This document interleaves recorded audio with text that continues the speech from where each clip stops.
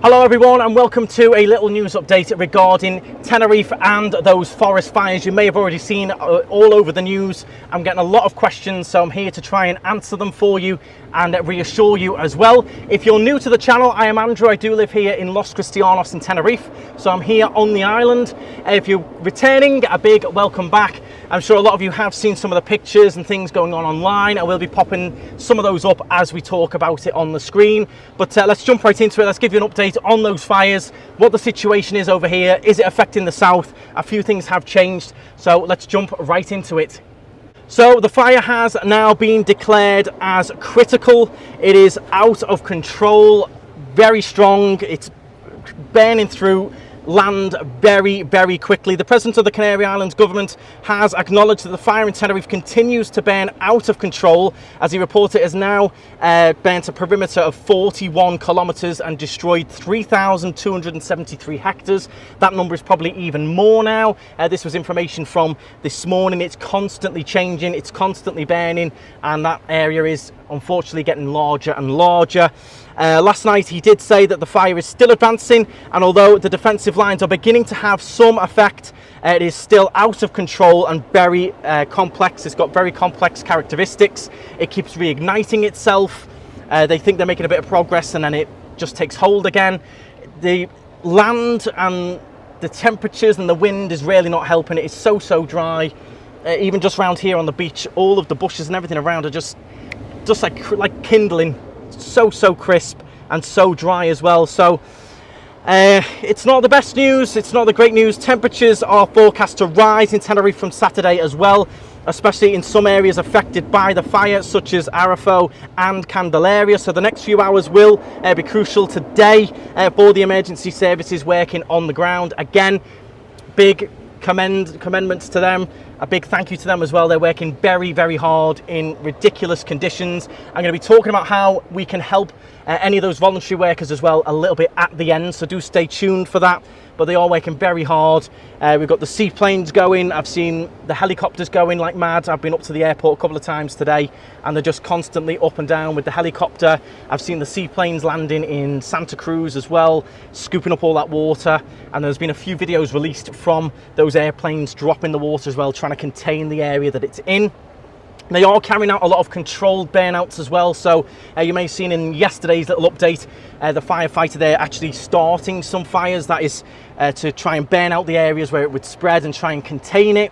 That is a strategic system, but whether it's being super effective is not, widely known at the moment. It's just a nightmare from what I can see with the images. I can't get anywhere near it. I wouldn't try to either. No one should try and get anywhere near it. But from what you can see online, what you read, it's very out of control. He also confirmed that it is now affecting 8 municipalities: Arafo, Candelaria, Santa Ursula, La Orotava, El Sauzal, I hope I'm saying these correctly, La Matanza and La Victoria, and also El Rosario.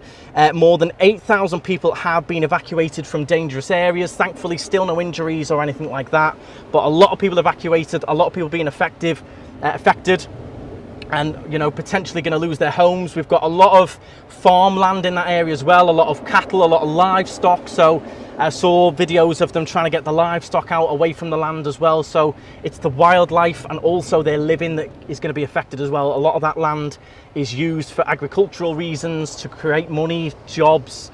So it is very sad.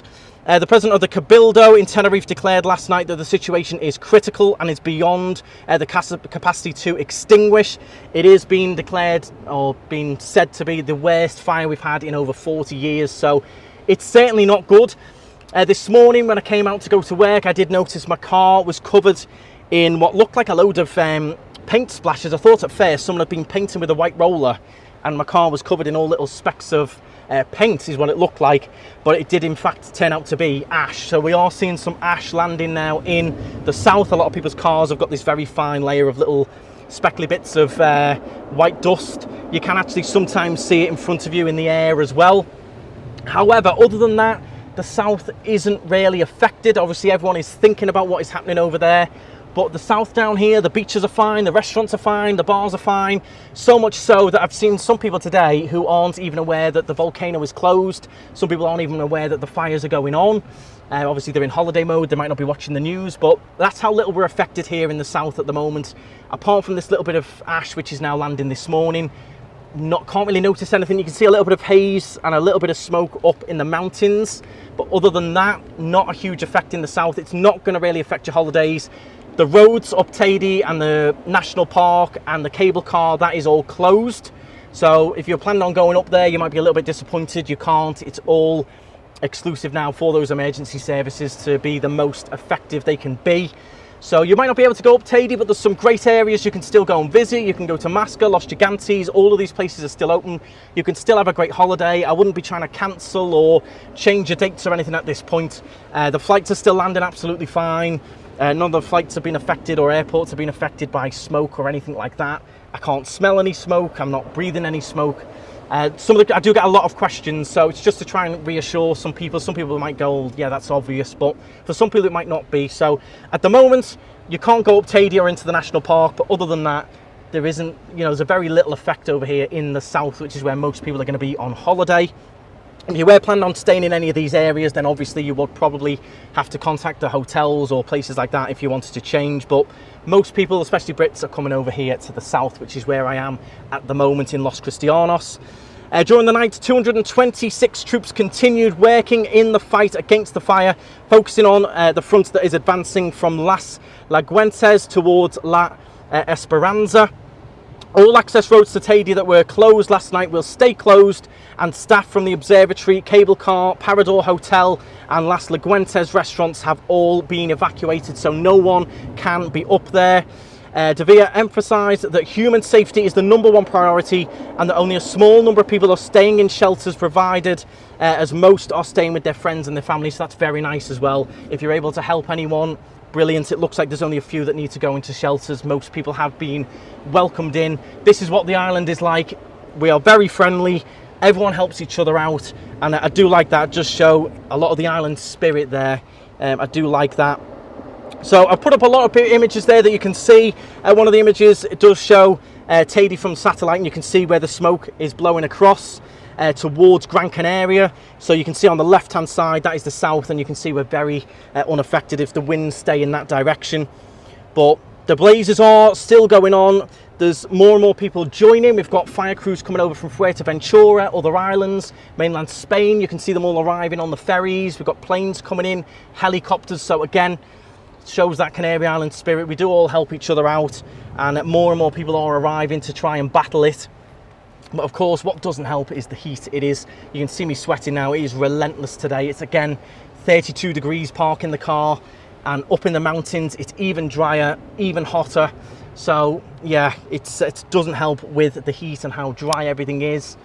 So in terms of ways we can help, there is a few volunteer groups. There is the Bomberos voluntary crew in Adeki.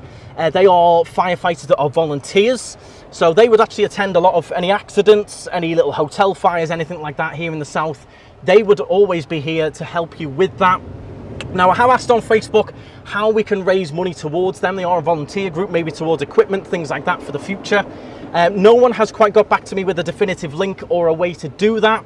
When I do have those links, I will let you know, and I will put them down in the description, and maybe people might want to pitch in or, give a little bit of a donation towards them who are up there battling it. In terms of these YouTube videos, they do of course generate YouTube revenue. Any revenue from these updates regarding the fire will also be going towards either those bomberos in Adeki or in some form. I'm still yet to work it out. No one has really set up a page or a GoFundMe or anything like that yet. However, when that does come about, or I do find out how I can do it, that will be getting done as well from me. I think we can all sort of help out in some ways. They're up there in the suits, the tanks on the back, working. I mean, you have to be guzzling water at the rate of knots just being up there in general. It's 39 degrees, it's ridiculous. You've got fire, you've got smoke, they've got helmets on. I can't imagine what it's like working up there. I'm sweating cob stood right here on the beach, just stood here. let alone battling a fire. So I think there is a few ways we will try and help out once we get a bit more information. I've asked on those Facebook groups, but no one has quite got back to me yet. But I know there is ways of raising money for that Adeki fire service, and they are up there at the moment helping out. They've got various equipment to maintain, trucks, everything like that. They are also looking for volunteers if you wanted to join up. If you lived here in Tenerife, there is a way you can join. I'll leave that website down in the description if you wanted to volunteer. And I don't know whether they can take anyone on right now, but maybe in future you could do that. But yeah, I think there's a few ways that we can certainly help out, and just fingers crossed they try and get it under control. I will keep you updated. I know the government was meeting about 11 AM this morning, but I've not heard anything from that as regards to plans or anything. But it's burning through a lot of hectares of land. It's going through different communities now as well, and a lot of people evacuated. However, I will still say, if you're coming on holiday, still look forward to it. Don't get too scared by what you see on the news and the images. Anywhere near there is all closed off and you can't get anywhere near it. Here in the south, all of these great hotels, Adeki, Las Americas, Los Cristianos, all of this side of the coast is absolutely fine. As I said, the only thing you're going to see is maybe a little bit of dust on your car or a little bit of dust on your patio. But in terms of breathing and everything like that, you cannot notice anything. But I will do my best to keep you up to date. Do follow me on Instagram as well. I'll post little bits of information on stories. If anything does arise or change, I will be out here keeping you up to date with these videos as well. And we'll try and do something to help out towards the volunteers, or in some way when it does come around. I'm sure, unfortunately, people will lose their land, maybe their livestock, maybe homes and things like that. So I'm sure we'll be able to do something. I will keep you posted on that one. Make sure, if you're on Facebook, join the KnightStrider Tenerife fan group. We've got over 14,000 members. Information will be going up on there as well. Very friendly group regarding Tenerife. If you've got any questions, concerns, things like that, post them up and people will help you out. We've got a great community on the channel. And that brings me on to say, subscribe as well. It's completely free. We've got over 65,000 subscribers now. I do have these regular little news updates as well. So do make sure you hit the subscribe button. If you found the information useful, do give a thumbs up as well. And if I've missed anything, or you want to keep some people up to date, because, you know, the minute I post this, there'll be new information going out in an hour, 2 hours. If I've missed anything, let people know in the comments, anything that might be important. Key thing to note is you're not going to be able to get anywhere near the national park. So do bear that in mind. You're not going to be able to drive up. Any of those coach trips that you've maybe booked, they will be cancelled. And I'm sure they will give you a refund option or something like that. You won't be ripped off. They'll either give you a new date or a refund, so don't fear about anything like that. Just contact them, be kind with them, and they will obviously be working their way through on refunding people or anything like that. But that's going to be it from me. I hope that does help you out. I will maybe be back tomorrow or the day after, depending on how things change, how things progress. If you want me to come and do another update tomorrow, I can do. But that's it from me for now. Stay positive, fingers crossed. Don't worry too much if you're coming on holiday. You know, the news is, they make it sound very scary and things like that. Of course it is, but if you're coming on holiday at the moment, it's not going to affect you. So do bear that in mind. Thank you very much for watching, and stride on.